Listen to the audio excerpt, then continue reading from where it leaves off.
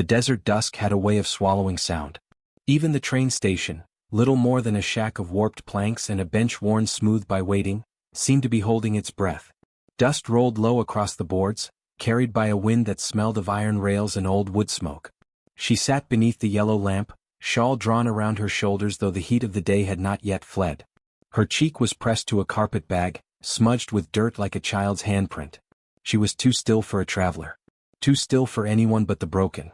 Silas Boone came for horse feet, nothing more. His gelding stood tethered behind the station, stamping at flies. Silas had planned to buy, load, and ride before the night deepened. But when he saw her, that small figure folded in the half-light, something shifted in him. Later in his journal he would scratch the words, "She looked like someone whose name had been taken away." He meant to pass by. His boots struck the boards, hollow against the silence. But his own solitude had grown heavy in recent years, and here was a stranger who seemed lonelier still. The words left his mouth before he chose them. "You're coming with me."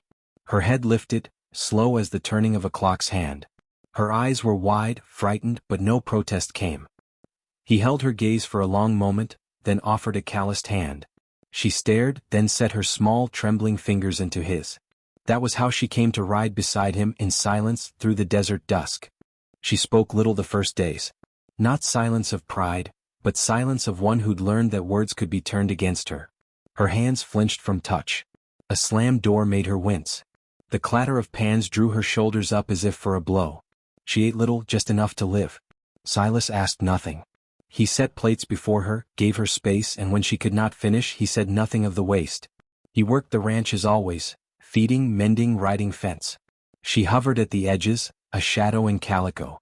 On the fourth night he woke to her scream. A sound so raw it made his chest ache. From the hallway he heard thrashing, the stammered words of a nightmare. Fists, whiskey breath, laughter that bruised more than knuckles. He leaned against the wall outside her door, palms pressed flat, listening to a pain that was not his but might as well have been. His jaw clenched until his teeth hurt. He wanted to go in to tell her she was safe, but the door stood between them like a line she had drawn herself. By dawn the house was still. She came to breakfast with dry eyes and quiet hands. Said nothing of the night. But when the dishes were done she washed them again. And again. Silas did not stop her. He understood. Sometimes hands had to move so the heart would not break. A rhythm grew between them. Not spoken but lived. She brushed the horses but did not ride. Her touch was gentle, her humming softer than the swish of tails. Silas noticed but never spoke of it. Each morning before she came to the table, he set a single wildflower at her seat. A splash of color against the wood. She never mentioned it. But she never threw one away either. By the end of the month, a glass jar on the windowsill was filled with them. Daisies, sunflowers, even cactus blooms. One evening, when he came in late from the range, his journal lay open on the table. He had left it under his pillow. He knew she had seen the words, his scribbles of loneliness, his half-poems about dust and sky, his wish for something he dared not name. She had closed it carefully, placed it back where it belonged. Nothing was said. But the next day she baked cornbread. With honey. It was the sweetest thing he had tasted in years. The first time they went into town together the eyes followed. Silas led the wagon. Clementine sat stiff beside him, shawl clutched. He felt the glances, the whispers. He ignored them. But she could not. Heard he dragged her off the train. She's a widow but that don't make her decent. Looks half-starved. Not wife material. By the time they reached the mercantile, her hands were shaking. She kept her eyes down, and when a woman spat near her boots, Clementine shrank as though struck. That night at the saloon Silas heard the laughter. Boone's keeping himself a whore. He did not swing. He did not shout. He stood, slow and deliberate, and the air went taut. His voice was calm but colder than any fist. "Say her name again," he told the man. "I dare you." No one did. Back at the ranch, Clementine asked, soft as breath, "Why did you bring me back?" Silas looked into the fire. "Because I saw a soul that hadn't been treated kind." She did not reply. But that night, for the first time, she sat near him by the fire. Not across the room. Not in shadow. Close enough that the warmth brushed both. It was near dusk when the mare fell. A scream of pain echoed across the ridge. Silas found her thrashing, leg twisted. The old rule was clear. Mercy came from a bullet. He loaded his revolver slow, steady. But before he could raise it, Clementine rushed forward.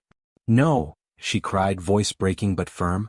She threw herself between them, arms wide though her body shook. There's another way. Don't kill her. Just give her time. Silas stared. It was the first time he had heard her voice carry strength. Not pleading but commanding. Her eyes burned. So he lowered the gun. They worked side by side for weeks, splints, poultices, long nights of listening to the mare's pained breathing. Clementine stayed at her stall, whispering soft encouragements, stroking the sweating neck. Silas watched and for the first time saw fire, not ashes, in her spirit. The mare healed, slow but sure. She limped but lived. One night, as they leaned against the fence watching her graze, Clementine whispered, "You didn't let her die alone." Her words trembled. Her eyes turned toward him, wet in the moonlight. Promise me the same." Silas reached out, brushed her hand. "You won't die alone, Clementine. Not while I draw breath." The moment came sudden, like a storm breaking. A rustler's knife in the dark. Silas was quick but the blade was quicker. He fought, drove the man off but the steel left its mark, deep in his side. Clementine found him on the floor, blood pooling fast. His hand clutched the hilt, face pale. Her scream split the night. "Please," her hands pressed his. "Don't take the knife out. Let me die," he gasped. Tears streamed down her cheeks, falling hot on his skin. "No," she whispered, voice breaking. "No, you don't get to leave me. Not now." He tried to smile but the pain bent him. "You were never meant to stay with a broken man."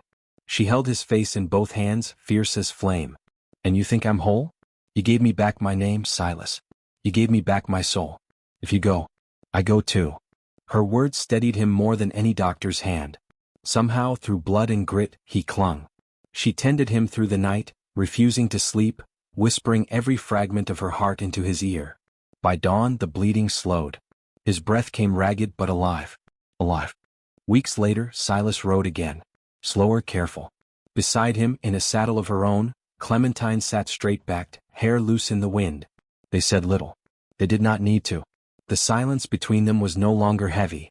It was a place of rest.